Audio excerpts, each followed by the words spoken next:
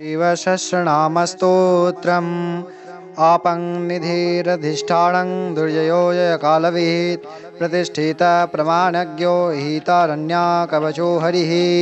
विमोचनः सुरोगणो विद्वेषो बिन्दुसंशयः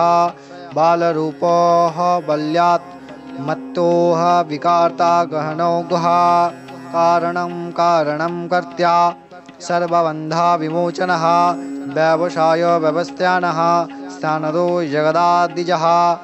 गुरुद्यो ललितोः विदो भवात्मा हहात्मानिः संस्थिताः वीरेश्वरो वीरभद्रो वीरासना विधिविराटः वीरचूडामणिर्वृत्या चिदानन्दो नदीधरः अज्ञाधरा स्त्रीशूली च शिपीविष्टा शिवालयः बालखल्ला महाचापा स्तिग्लां सुबार्धिङ्खं खगः अभिराम सुसारणः सुब्राह्मण्या सुधापतिः माघवान कौशिको गे मां विराम संवार्थाधनः ललाटाक्षो विश्वदेह स्वार संसार चक्रभेद अमोघदण्ड मध्यस्थो हिरण्या ब्रह्मवर्चसीः पारमार्थो परो मयि मायि संवारो ब्रह्मलोचनः रुचिर्विरञ्चि सर्वान्धो वाचास्पतिरहार्पतिः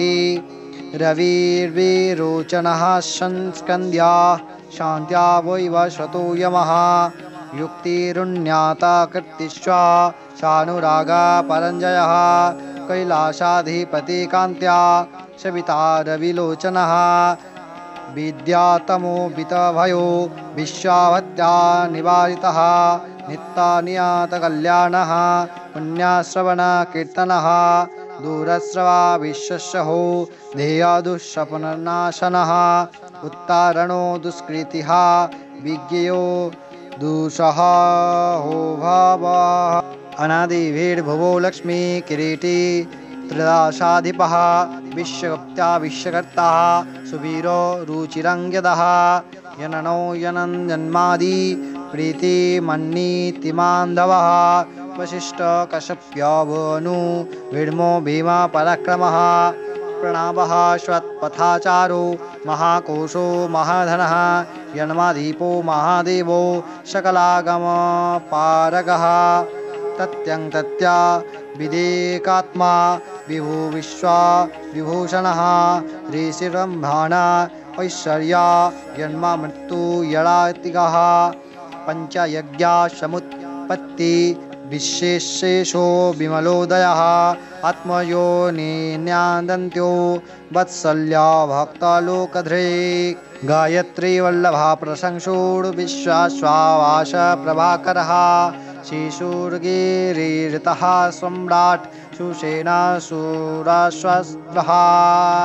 अमोघाः इष्टानि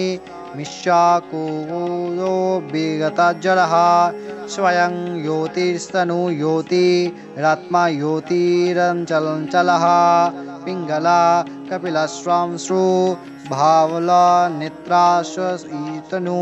ज्ञानस्कन्दो महानीतिर्विश्वोत्पत्तिरुपप्लवः।